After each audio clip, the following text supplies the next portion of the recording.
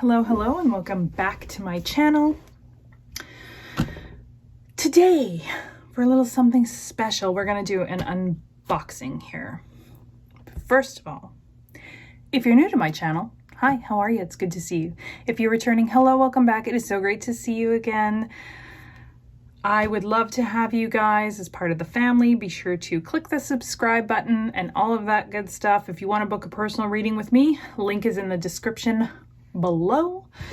And without further ado, let's jump into it here because I'm very excited.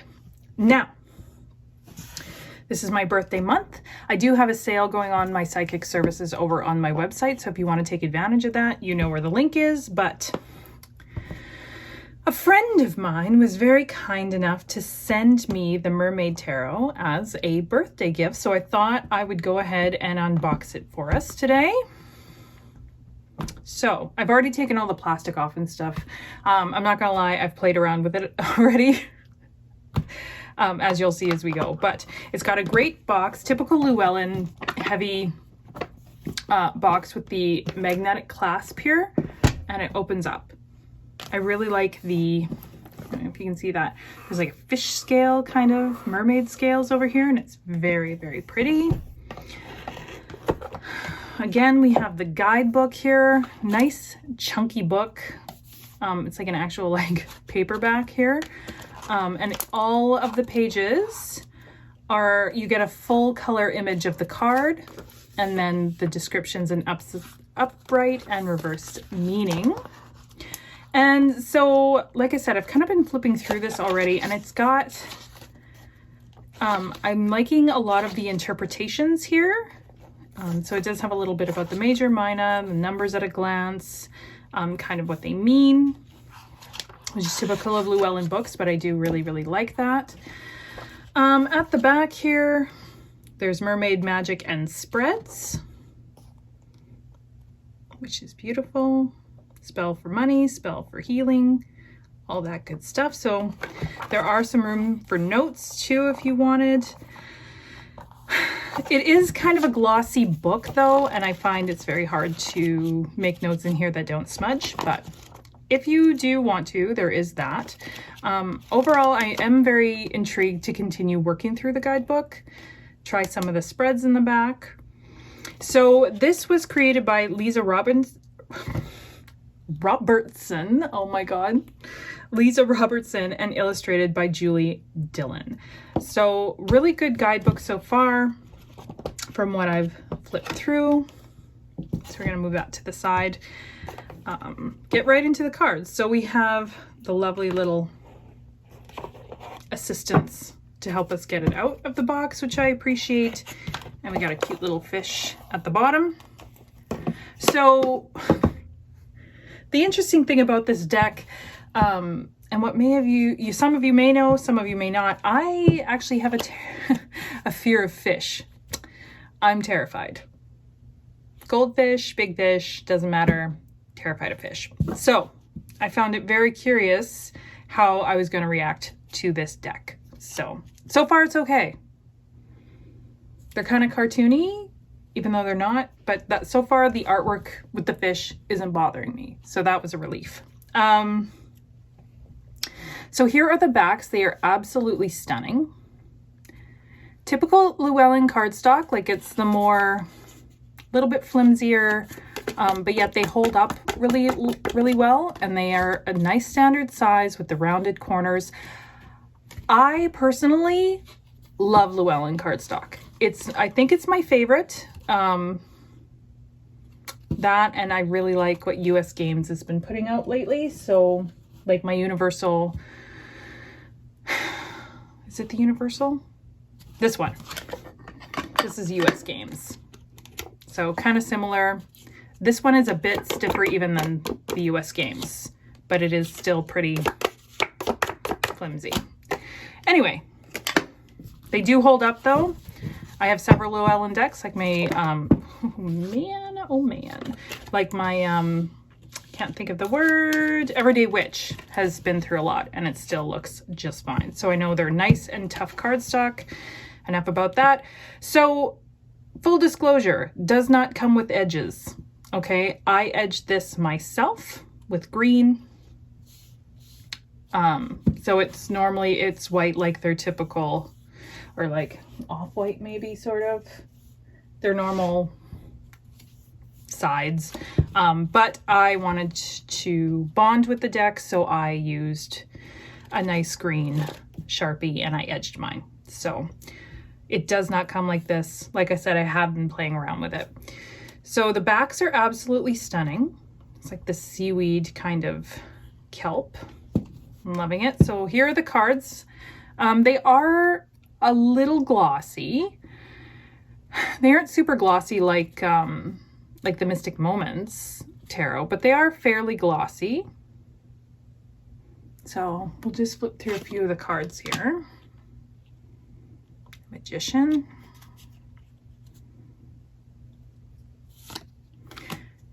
Okay, I love the High Priestess. I don't even know if you can see that. But the Magician's very cool.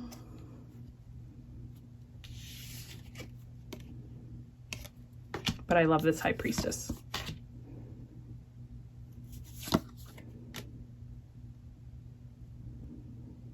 I don't know if you can see, but she's got like a tattoo on her stomach. It's just stunning.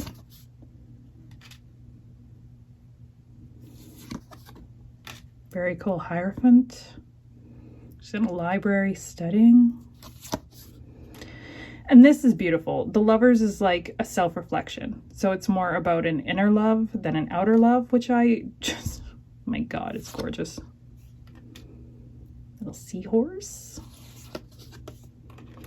I like the depiction of strength here with the whale.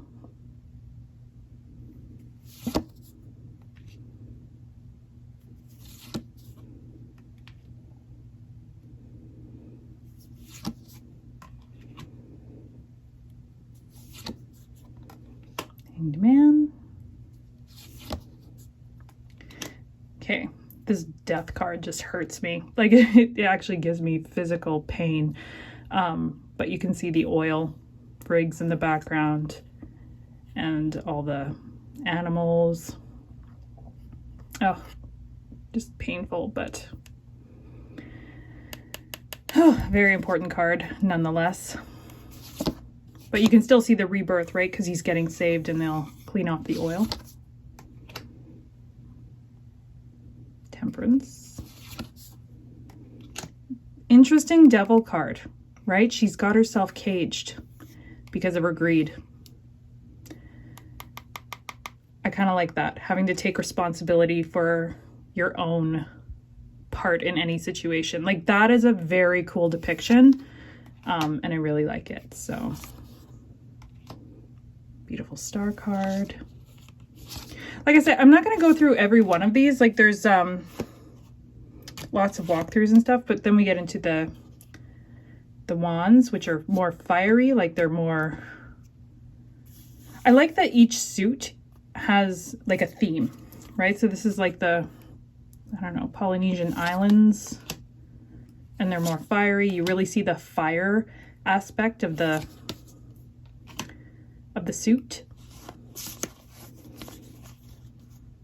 So I really like that. And of course the water with the cups, the blues. You see more of the mer people and like the actual water. Like her, like look at this. Leaving the human world and she's going back to the water. It's beautiful. And we have the earth, right? They're interacting more with the earth spirits, which is kind of cool.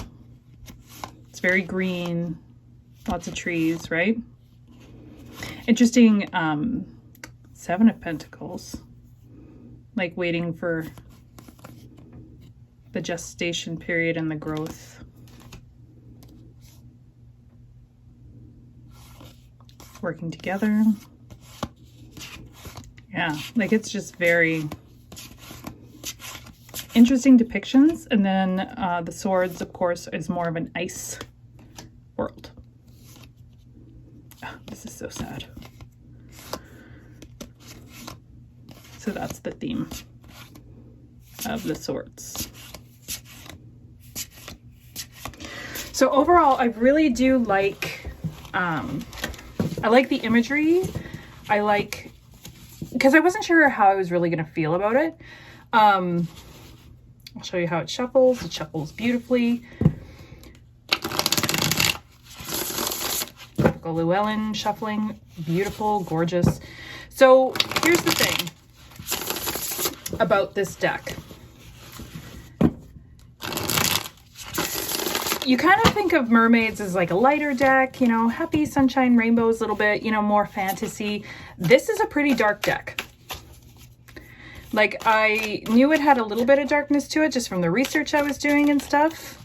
But after reading the guidebook and working with it, this is more of a shadow deck, okay? Deceivingly so. So that was one of the reasons why I was actually drawn to it in the first place. I was looking for a deck that kind of like is end of summer into fall, into that darker type energy. So I was kind of researching this one, and then I ended up getting it gifted to me by my dear friend, which again, thank you so much. But yeah, no, it's darker than I even originally anticipated. Like, it's very... It's yeah, for all intents and purposes, it's almost like more of a shadow deck. So that type of darker energy, the looking within, it calls you out a lot on a bunch of different things. And the other thing about this deck is I've had a lot of decks where I could just kind of pick up, look at the cards, get a handle on the imagery, and just start reading with it, right? This is not that deck. At least not for me. This deck really demanded, for lack of, well, no, that's probably a perfect word for it. It demands a certain amount of respect. Like, I couldn't just pick it up and read with it. I had to really bond with it and read the guidebooks. And normally I don't have to do that, but for this one, I had a little bit of work to do in order to work with it. Now, that might not be your experience, but it was mine.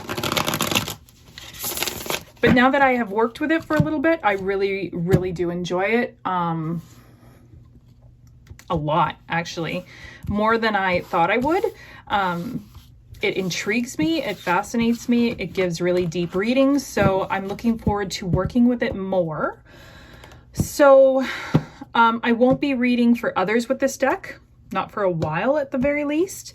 I'm going to be working with this solely for my own readings for myself and just getting to know it and really, really working with it for the month of August.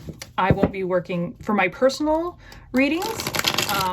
It's going to be solely this deck. So let me know in the comments if you want kind of a review afterwards or how that went, because I think there's going to be some very curious insights that come out of here. So I'm looking forward to it. It does fan nicely though, right? It's beautiful. Okay, so let's just randomly pick a card because that one's sticking out. We'll kind of show you the book, what it says. So the card we have is the 10 of Cups. Very nice. Hopefully that's centered. So let's see what the 10 of Cups has to say in the book. Oops. 9 and 10. Oh. Okay, what could be more mundane and domestic than grocery shopping at the local farmer's market? Then again, what could be more magical and grounding than doing everyday tasks outside in the open? So the upright meaning, the 10 of Cups speaks to the need to ground emotional energy back into the world of the everyday, the boring process called life, settling your weary emotions into habitual patterns of domesticity. It is here in the basic grind of life that we truly find flow. It is in the mundane that we get lost and leave our stress and drama behind. It is the energy that now beckons you to calm, relax, and allow yourself to once again get swept up in the everyday tasks that comprise a life with purpose and meaning. And there is, again, a reversed meaning, but we're just going to do the one. So as you can see, like very different takes on it, which I really appreciated. So I am very much looking forward, oopsie daisy, to working with this deck more. It is absolutely beautiful. The imagery is super cool. And I just, so far, I'm really, really loving it. I'm not going to lie. I wasn't sure of it at first. It was almost like a ooh energy about it. But the more I work with it, the more I like it. So we'll see how that goes, the bonding process, things like that. But do let me know. Do you have this deck? Are you interested? I'm not normally a mermaid person, so the fact that this came into my life is kind of cool. So I'm very much excited about it. So let me know what you think in the comments down below. Check out that sale, and we will talk to you very, very soon on the next video. Bye.